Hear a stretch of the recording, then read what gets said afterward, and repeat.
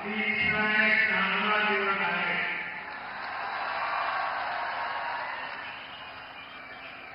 भगवान गोरक्षनाथ यांच्या प्रगट दिवस त्यांना नमन. आद्य क्रांती लौकिक प्रताप भावे यांची जयंती त्यांना कोटी कोटी प्रणाम.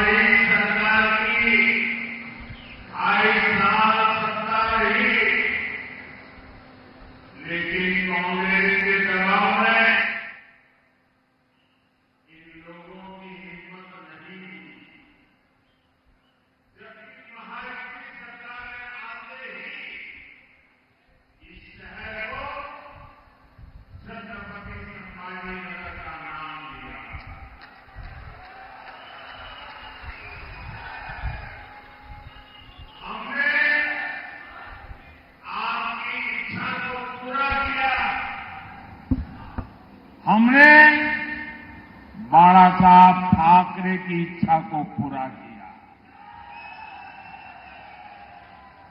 और मैं शिंदे जी आपको और आपकी सरकार को भी बहुत बहुत बधाई देता हूं। और साथियों, औरंगाबाद को छत्रपति संभाजी नगर बनाने का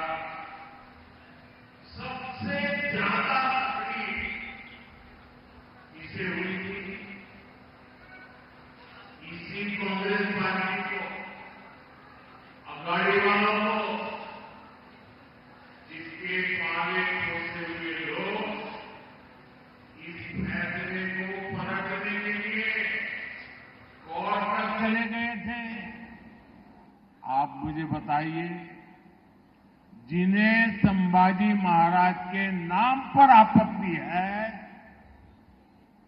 जिन्हें उनके हत्यारे में अपना मसीहा दिखता है, ये लोग महाराष्ट्र और मराठी स्वाभिमान के खिलाफ खड़े हैं कि नहीं खड़े हैं?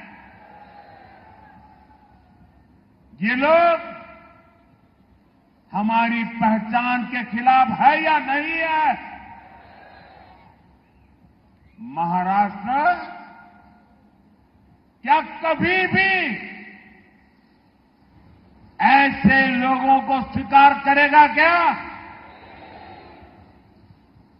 साथियों, महाराष्ट्र को विकसित भारत के विजन का नेतृत्व करना है। बीजेपी और महायुति इसी संकल्प को लेकर काम कर रहे हैं। इसलिए आज महाराष्ट्र में आधुनिक इंफ्रास्ट्रक्चर का निर्माण हो रहा है। आज समृद्धि महामार्ग संभाजी नगर से होकर गुजर रहा है। मराठवाड़ा, विदर्भ और मुंबई से सीधे जुड़ गया है। जळगांव, धुलिया, सोलापुर से हाईवे कनेक्टिविटी के प्रोजेक्ट पर भी तेजी से काम हो रहा है। इस पूरे क्षेत्र में रेलवे को आधुनिक बनाया जा रहा है। साथियों, महायुति सरकार बनने के बाद देश में सबसे ज्यादा निवेश, फॉरेन डायरेक्ट इन्वेस्टमेंट अगर कहीं हुआ है तो वो मेरे महाराष्ट्र में हुआ है। शिंदे जी, इसके लिए भी आपको और आपकी टीम को बधाई। और इसका एक बहुत बड़ा लाभ आप लोगों को हुआ है।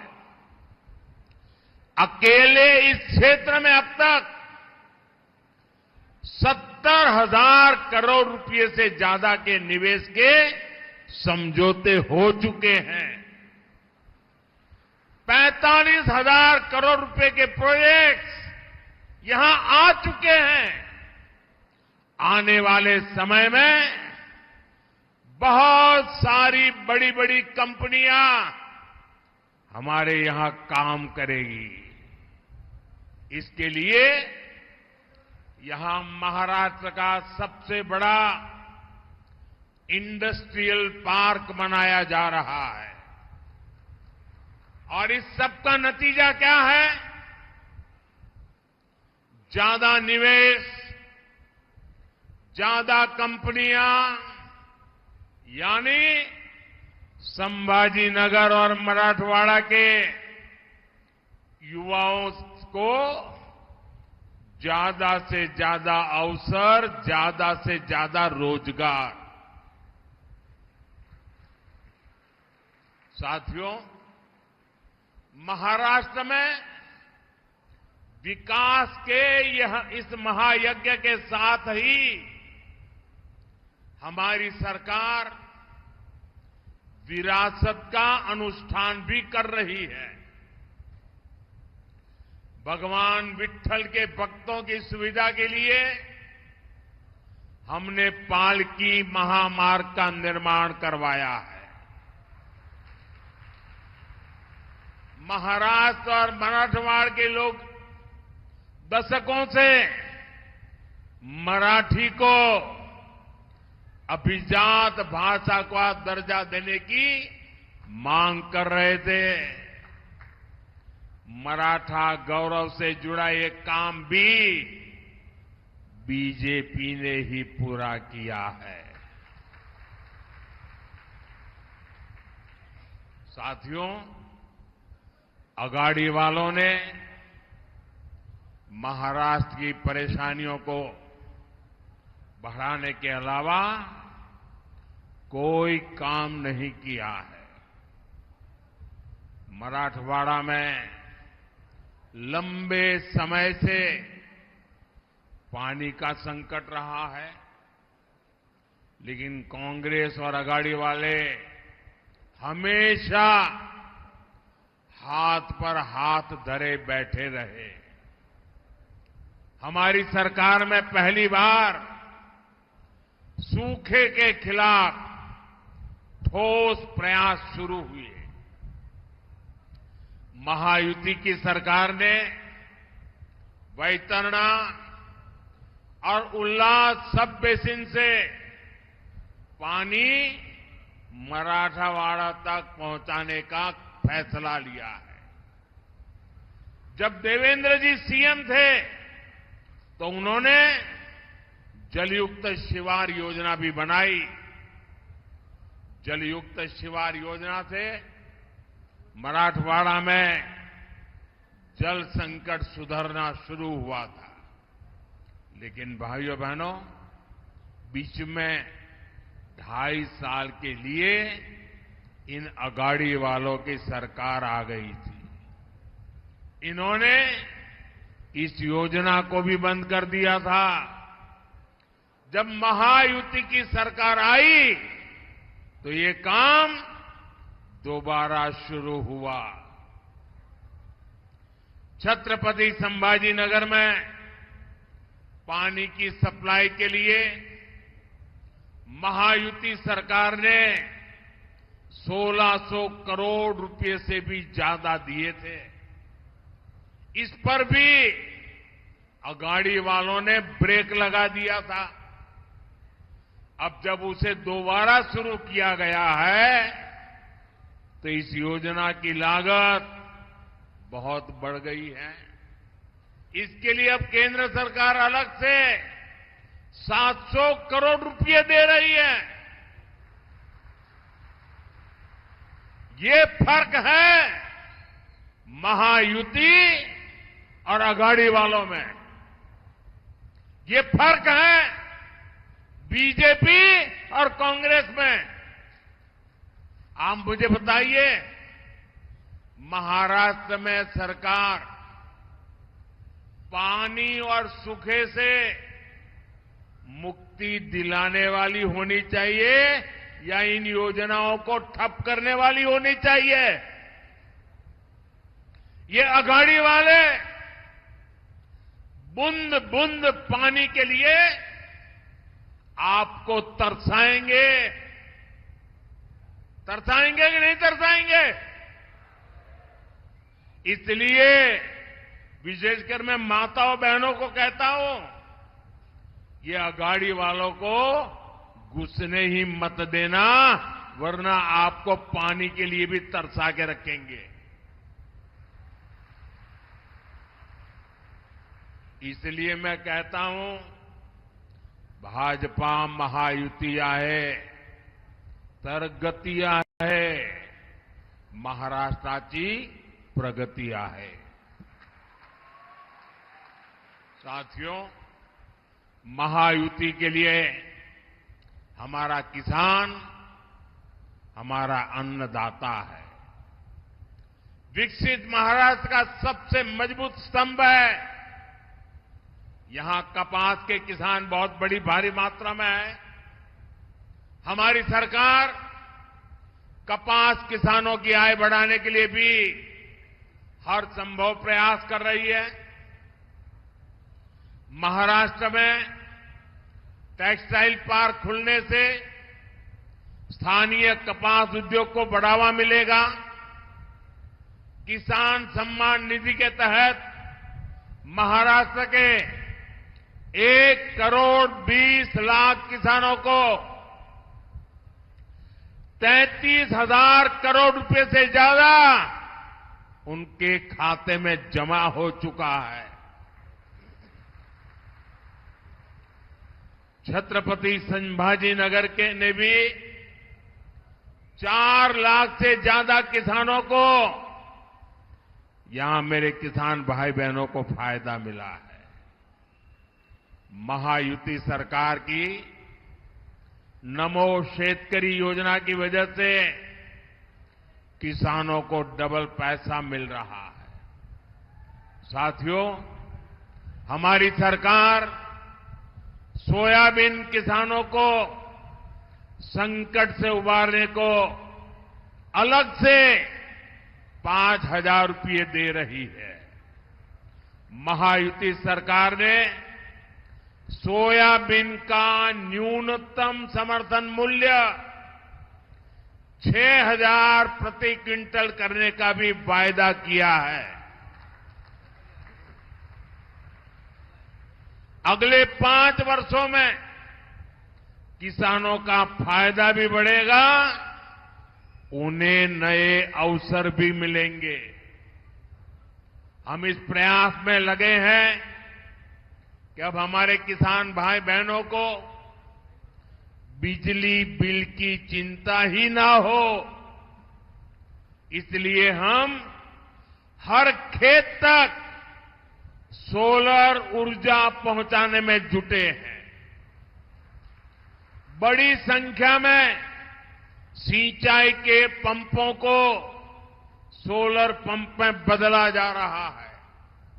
यही नहीं, हमने डेयरी के काम में जुटे किसानों की भी चिंता की। हम गोपालक, पशुपालक किसानों को किसान क्रेडिट कार्ड की सुविधा दे रहे हैं। साथियों, कांग्रेस पार्टी सरकार बनाने के लिए विकास पर नहीं, बंटवारे पर भरोसा करती है। कांग्रेस दलितों, पिछड़ों, आदिवासियों को आगे बढ़ने से रोकती है, ताकि सत्ता पर पीढ़ी दर पीढ़ी इनका कब्जा बना रहे। इसलिए कांग्रेस शुरू से ही आरक्षण के खिलाफ रही है। आप देखिए, इन दिनों इंटरनेट पर पुराने अखबारों की तस्वीरें वायरल हो रही हैं। आपने भी न देखा हो तो जरा निकाल करके देखिए। आरक्षण को लेकर कांग्रेस की असली सोच क्या है, ये इन एडवर्टाइजमेंट्स में देख करके आज लोग इसकी चर्चा कर रहे हैं। आपको मालूम है, कांग्रेस पहले खुले आम कैसे कैसे विज्ञापन देती थी। कांग्रेस आरक्षण को देश के खिलाफ बताती थी। कांग्रेस आरक्षण को मेरिट के खिलाफ बताती थी। कांग्रेस की मानसिकता और कांग्रेस का एजेंडा अभी भी वही है। इसलिए पिछले 10 वर्षों से ओबीसी समाज का प्रधानमंत्री इन्हें बर्दाश्त ही नहीं हो रहा है। उनको लग रहा है ये पिछड़ा कहां से आ गया। इसलिए कांग्रेस के शहजादे विदेश में जाकर खुलेआम बयान देते हैं कि वो आरक्षण को खत्म कर देंगे। भाइयों बहनों, अब अपने एजेंडे को लागू करने के लिए, उसे आगे बढ़ाने के लिए कांग्रेस और अघाड़ी एससी, एसटी, ओबीसी को छोटी छोटी जातियों में बांटने का षड्यंत्र रच रहे हैं। कांग्रेस यहां माड़ी समाज को गवंडी समाज से लड़वाना चाहती है। कांग्रेस लोहार को सुतार से लड़वाना चाहती है। कांग्रेस चाहती है कि सोनार और कुंभार में जाति के नाम पर लड़ाई हो जाए। ये लोग वाणी और तेली जैसे समाजों को आपस में लड़ाना चाहते हैं। ये नावी धोबी को लड़वाने की फिराक में है। कांग्रेस सोच रही है कि ओबीसी जातियों में बटेगा तो उसकी ताकत कम हो जाएगी और जब समाज की ताकत कम हो जाएगी तो कांग्रेस को बैठे बैठे ही फायदा मिल जाएगा। यहीं से कांग्रेस के लिए सत्ता में वापसी क्या मौके की तलाश चल रही है और जैसे ही कांग्रेस को सरकार में आने का मौका मिला तो वो एससी, एसटी, ओबीसी का आरक्षण रोक देंगे। इसलिए एससी, एसटी, ओबीसी को इन साजिशों का शिकार नहीं होना है और इसलिए भाइयों बहनों हमें जागरूक रह करके एकता को बल देना है, एकता की ताकत को बढ़ाना है, एकता के मंत्र को जीना है और इसलिए हमें याद रखना है हम एक है तो सेफ है, हम एक है, हम एक है तो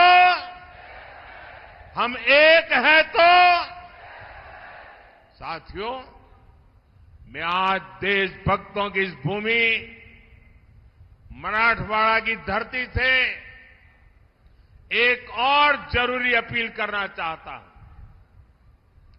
इस धरती ने सदियों से भारत की अखंडता के लिए, भारत माता के लिए बलिदान दिए हैं।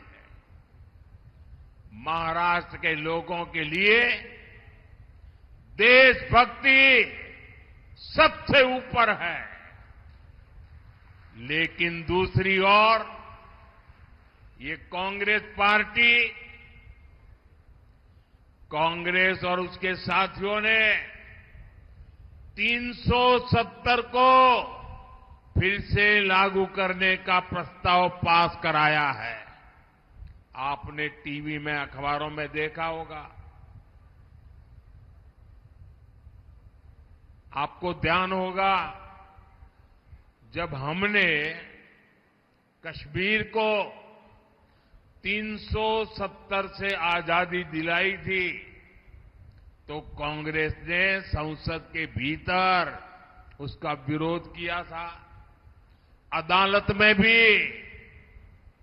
वकील बन करके कांग्रेसियों ने 370 के हमारे निर्णय को खत्म करने के लिए रात दिन मेहनत की थी, बेशर्मी के साथ मेहनत की थी। और अब ये फिर से 370 को लागू करके कश्मीर का अलग संविधान बनाने की योजना बना रहे हैं। कश्मीर भारत का अभिन्न हिस्सा है। कश्मीर में बाबा साहब आंबेडकर का संविधान चले, कश्मीर से आतंकवाद का नामो निशान मिटे, ये हर देशवासी का संकल्प है। लेकिन कांग्रेस का सपना क्या है? कांग्रेस का सपना कश्मीर से बाबा साहब के संविधान को हटाने का है। मैं तो हैरान हूं, पाकिस्तान के अलावा अगर कोई ये सपना देख रहा है तो वो कांग्रेस और उसके साथी है। पाकिस्तान की भाषा बोलने वाली कांग्रेस और उसके दोस्तों को क्या महाराष्ट्र के मेरे भाई बहन, संभाजीनगर के मेरे भाई बहन ऐसे लोगों को सबक सिखाएंगे कि नहीं सिखाएंगे? साथियों, हमें महाराष्ट्र में एक मजबूत और निर्णायक सरकार की जरूरत है। कुर्सी के लिए आपस में लड़ने वाले अघाड़ी के लोग महाराष्ट्र के हित में कभी काम नहीं कर सकते। इसलिए मेरा आग्रह है, ज्यादा से ज्यादा संख्या में महायुति उम्मीदवारों के पक्ष में वोट करें। मैं आपको भरोसा दिलाता हूं, अगले 5 साल में महाराष्ट्र विकास की नई ऊंचाइयों को छुएगा।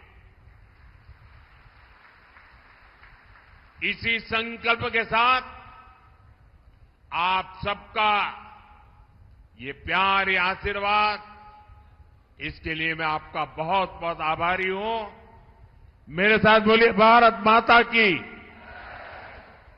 भारत माता की,